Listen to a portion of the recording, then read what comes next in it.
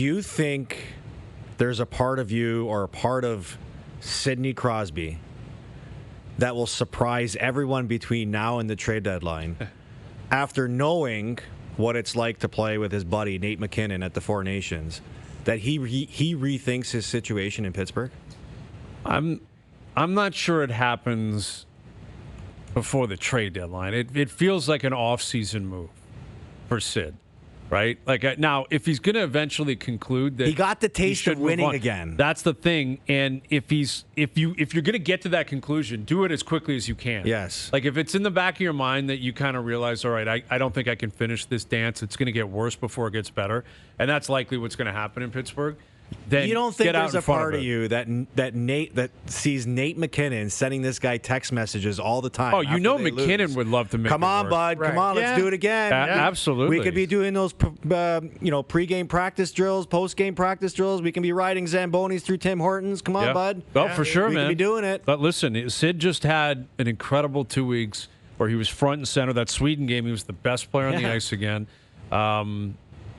But it's also a scenario where he's a guy, he's won so much in his life and in his career that I don't, like, it's not as if he hasn't won in 10 years or 15 years. Right. You know, like, it's been a while in Pittsburgh and we haven't had best on best in a while, but all the guy knows is winning effectively. Like, the whole Pittsburgh situation is very unique. Outside of his rookie year, they've been in the playoffs basically every year up until the last 2 years. Yeah.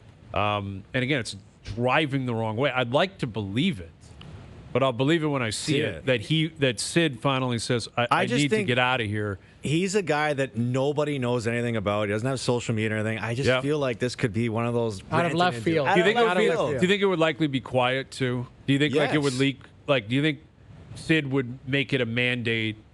I'm doing it, and I'm doing it to this team, and I want it done tonight, and then it gets out? That's Or do you think it would Sidney way. leak out like, hey, there's some rumors, like Sid's name's out there? Okay, so how about this then? The two teams, anybody hear anything? Did any insider get an inkling on the Rantanen trade? No. That was feathers for everybody. Yep. Well, that's the same team you're talking about. So on one side, they've been pretty quiet. I'm pretty sure that they go, if we're going to do something, this is, cloak of the veil of secrecy. Yeah. So maybe that would be. For some reason, I think it's an off-season thing, but maybe that train have sailed because Colorado, is a good team right now. They've got cap space. I just looked; they got around $5 million in cap space. They can add a really good player at the deadline. Yeah. Well, and especially Pittsburgh can eat money. I mean, the idea that you'd have to eat money on Sid would be crazy, but. Well, just to make it happen, and the other thing. But he's got term on his deal now. That's the thing. He's not a UFA. He just signed the extension. Not that Colorado or any other team would handle that or deal with it. They'd find a way to make the full salary work. Like that's the thing about Sid going there. It's not, hey, give it a 3-month shot. Once you go, you're there. And you're presumably playing the rest of your career there. And I'm not convinced this guy's just going to retire when he hits 40. Yeah. I'm not convinced of that at all. All this guy does is play hockey and live hockey. Like he's a freak for hockey. He still talks about it like he's a 5-year-old kid. And I wouldn't be surprised if he plays another 5 years. That's what I'm saying. But doesn't it bother you the sense, like you heard Brad Marchand come out the other day too and said, I'm a lifer, Boston Bruin for life. Only in hockey do guys say that. Yeah. You don't see it in the NBA. You don't see it. It's like these guys have been there for forever and they got a chance to go somewhere else to win. Like, I'm comfortable here.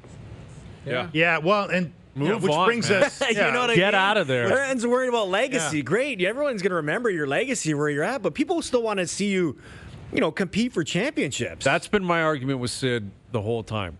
Is I don't want to see it just because it's already happened. Yeah. Like for 2 weeks it was Sid. He was in our lives again, How and many now he goes people back to love Pitt. watching him play at that level? Exactly, and now he's back in Pitt, and I won't spend 1 second watching him play hockey the rest of the year. I watched Not him. 1 second. Look, I'll say That's the this. truth. Yeah, Noodles will be the guy watching them, but for sure. But I'll say this: you understand it to an extent, Carlo, because when you're royalty in a city, there's something special about that, right? And there are. But that's not going to change. Well, it changed. You're right. It probably won't change in the grand scheme, but it's going to change for a few years if you leave town for the remainder of your contract. If you're Sidney Crosby, right? And look, he's looked at the Mario Lemieux model, and where you essentially you are a regal king-like figure in town. what could be in your future? There could be ownership in your future. There could be, executive opportunities in your future.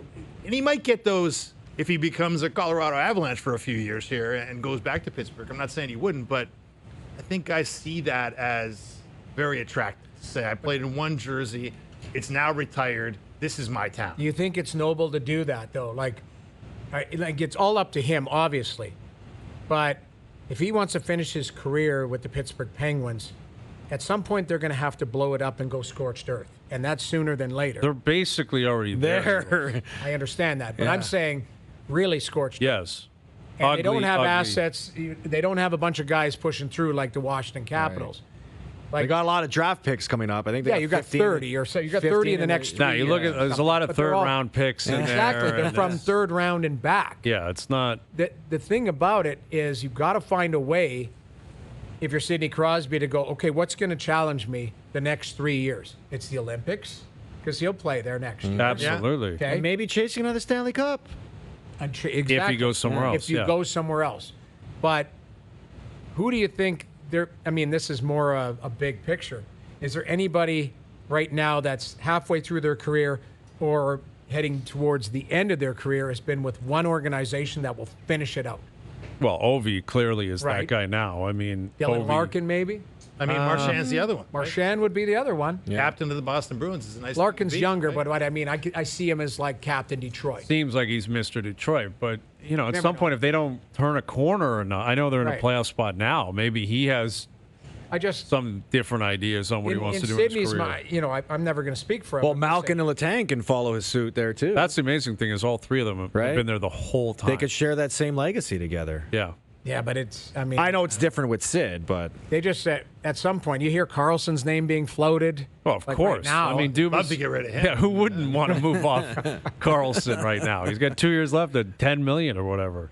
Man, if he could get his act back together. He had 100 points 2 years ago. Yeah, the worst team in the league. I mean, that's 100 points is 100 points. Like I don't know. He looked like a little bit invigorated there in Sweden. Touch that. There is nothing you could do to convince me to take Erik Karlsson. Tomorrow, nothing. It's rumored that the Leafs are in on Erik Karlsson. Unless Sid's coming with him. And make him, throw Sid in there. Make him a $5 million defenseman. With Sid. No, we're going to stick with Connor Timmins. Yeah, for $5 million? I'm not paying him $5 million. You're saying if they're going to eat half of it. I'm saying if Erik Karlsson was a $5 million defenseman, I think there would be a lot of teams. I wouldn't touch just because of the power play. Oh. They don't have a power play defenseman. The Leafs don't? You have 5 forwards? They don't. don't. Forwards, but I don't know. It's just an interesting, that's making up BS things. But well, I mean, I think that would be available. I think if Brad Treliving, now maybe not with the Leafs, but I think if someone called them up and said, we'll take Karlsson, you got to eat half the. I mean, in reality, I think Pittsburgh's going to have to likely do that. No, likely have to eat half of it, or at least a significant portion of it. You could do that deal, I think. Yeah. Is anyone going to do it? Do you think Karlsson's a Penguin on March 8th? I don't know. I think he is. I can't. I can see him getting traded. I could see him getting traded too. CJ was on with us this morning, and he said there's a lot of anxious fingers out there with the GMs with their phones right now. About Karlsson, though. No. Just about trades. Just about trades in general. Sure, I got you. Comes back to maybe where everyone feels like the league is wide open. Why not go in on it, right? Okay. Yeah. All right. This guy is He'll be a Leaf on March 7th. Erik Karlsson, he's coming here. You just know it. And it'll be electric. Yeah. All of a sudden, you'll be like, what a great trade. Always love that idea. Always love that idea. Always love that idea.